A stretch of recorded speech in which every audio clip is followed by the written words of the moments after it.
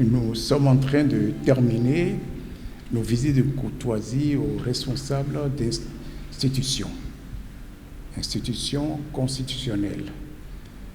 Nous avions présenté à la présidente de la Cour des comptes la mission dévolue au commissariat à la prévention de la corruption.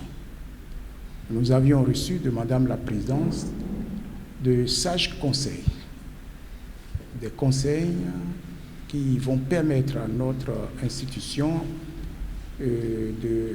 d'accomplir au mieux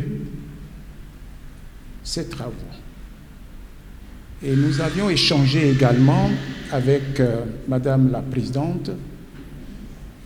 Comme vous le savez, nous avions parlé du décret qui vient d'être pris le 11 septembre dernier en ce qui concerne la déclaration du patrimoine. C'est un décret qui est récent. Nous avions échangé relativement à ce décret et nous avions ensemble constaté qu'il y a un volet qui mérite d'être pris en compte. Le contrôle, l'effectivité, nous dirons, de ce qui a été déclaré par les uns et les autres. Et comme vous le savez, cette déclaration, elle s'impose à tous ceux qui sont cités dans le décret du 11 septembre 2024. Nous avons l'habitude de dire que nul n'est censé ignorer la loi.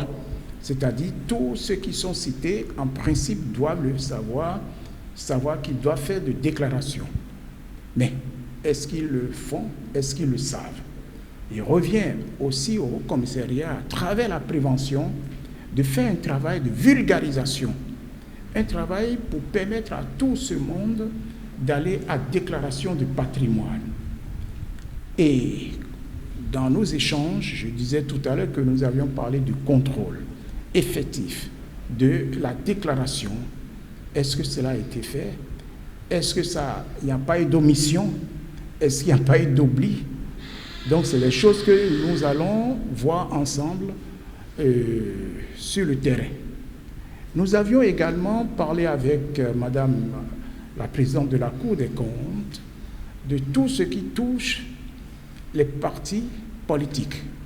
Et comme vous le savez, bientôt, nous aurons les élections générales de 2026.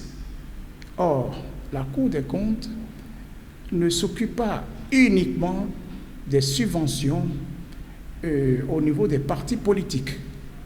C'est-à-dire, est-ce que ces subventions sont bien gérées par les partis politiques qui l'ont reçues? Mais la Cour des comptes va également sur le terrain des frais dépensés lors des différentes élections. Donc il y a un travail en amont qui doit se faire par ces partis politiques, en tout cas ceux qui gèrent les finances de ces partis, pour que ce qui doit être dépensé conformément à la loi soit respecté. Donc il revient non seulement à la Cour des comptes comme au commissariat de faire un travail en amont pour que cette gestion se fasse dans le respect réel des textes de loi.